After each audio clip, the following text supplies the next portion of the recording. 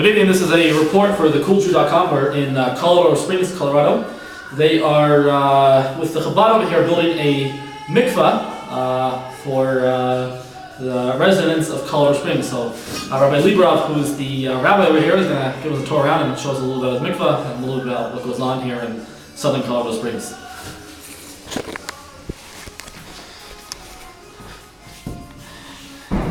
Hey Rabbi, how you doing? Hi, good evening. Good evening, Rabbi. Alright, so we're here in your mikvah over here. You're not complete with this yet, you're just finishing it up, but why don't you give us a rundown on what you kind of do over here in Colorado Springs with Lubavitch and Chabad, and then show us around your mikvah a little bit. Okay, my wife and I are the Shlichus over here. We moved in 2001. We're now 8th year of our Shlichus, and Baruch Hashem, we see continued Hatzlacha in the programs and projects and ongoing activities with the Jews both in this city and in all the neighboring Southern Colorado communities. You run projects not only in Colorado Springs alone, but in the whole Southern Colorado is basically your projects over here, correct? That's correct, right. Okay, so you service them all over here. So what kind of projects do you do for these people? Okay, so for example, we just now celebrated Hanukkah. So Hanukkah, we went down to Pueblo, which is just over 50 miles down the highway, and then we went to Telluride, which is over 300 miles southwest, which is part of the Southern Colorado region, and we held a beautiful Hanukkah event over there. In addition, we did a beautiful event over here, and of course there's Jews connecting from all neighboring cities as well. Alright, so what kind of events do you do around the whole year then? There's many ongoing activities. There's shiurim, there's classes with the JLI, the Jewish Learning Institute.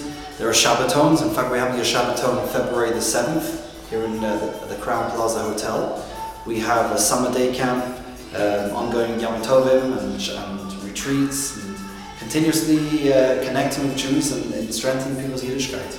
Okay, so your newest project over here then is this mikvah, which is a beautiful project over here. Why don't you tell us a little about the mikvah? Okay, the mikvah, we actually broke ground just before Purim last year, and after obtaining the permits and doing all the paperwork, and now Baruch Hashem, we are pretty much very soon to be completed, and we're holding now the end of Teves, January of 2009. Okay. And so Baruch Hashem, we built this mikvah with a lot of effort, and we're still in the middle of our fundraising.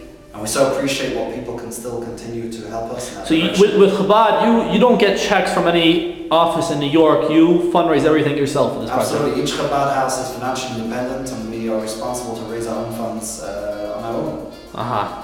So no matter where you are in Chabad, you always have to fundraise in your own city. Like whether you're that Jew in Bombay or you're in California or Colorado, you have to fundraise your own money. Yes. So this mikvah project over here, this is beautiful. And this must have cost you. I mean, what did the price run on such a mikvah project? So just over 200,000. Wow, incredible! All right, so why don't you give us a tour around this, project over here? Okay, this is the actual immersion pool, the mikvah itself. As you can see, this is the Bur HaTachton, the underneath the pool with a collection of Megashanim, which came in naturally through the many snows, which melted down.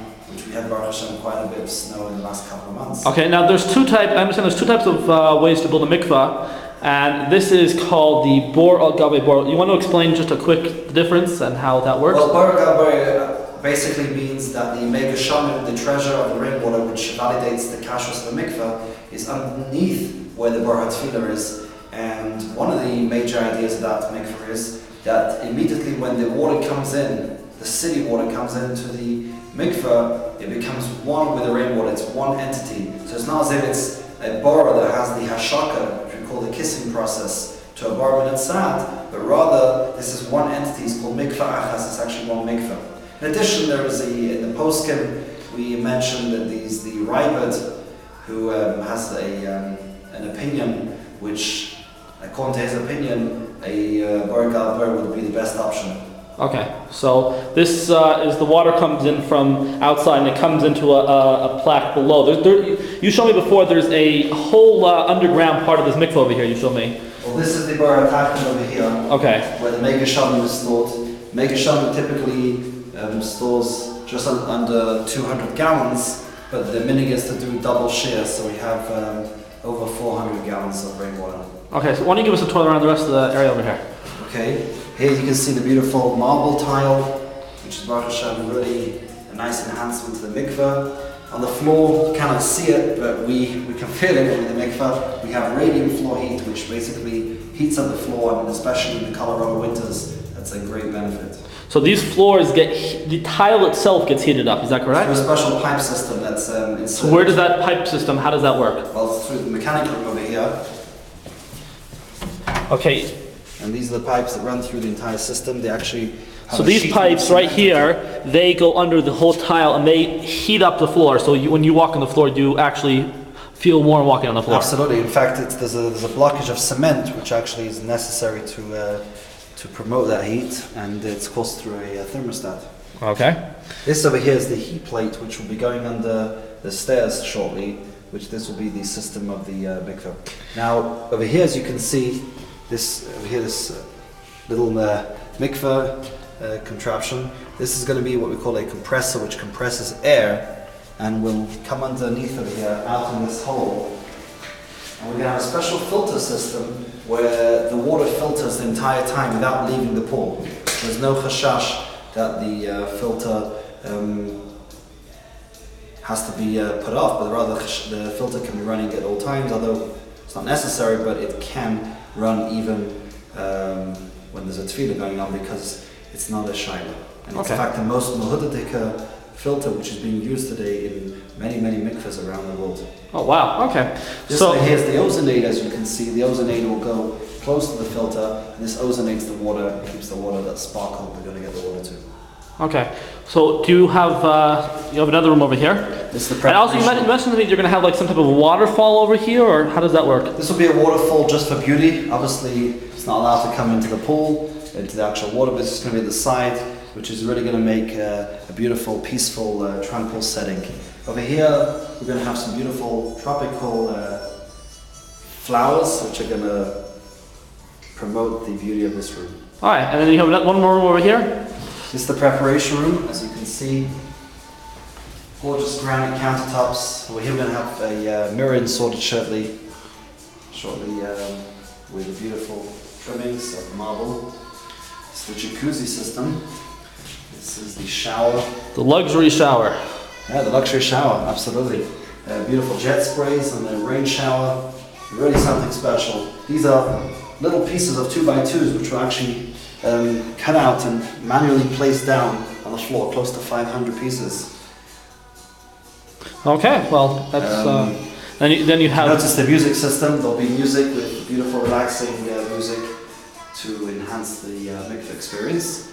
And we, of course, are focusing on the local Jewish women as well as the many tourists that come by, especially in the summer months, that visit from all the large Jewish communities that come by here. Wow, incredible. So again, you said you are completely financing this yourself, and well, we thank the beautiful donors that have come forth so far, and we are greatly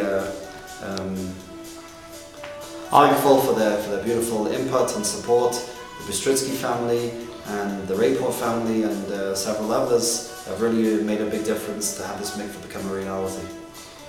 Okay, so how far off are you still from financial completion of this mikveh? Only about $35,000. We'll get there, Mitzvah Hashem, and we do appeal and appreciate those people who come forth and become part of it. Alright, so actually have an opportunity to have your name inserted on the wall, a beautiful schus of supporting a mikveh, especially in this town where we're building Yiddishkeit. This is definitely a schus for you and your family and all those wonderful things that Hashem should bless you with.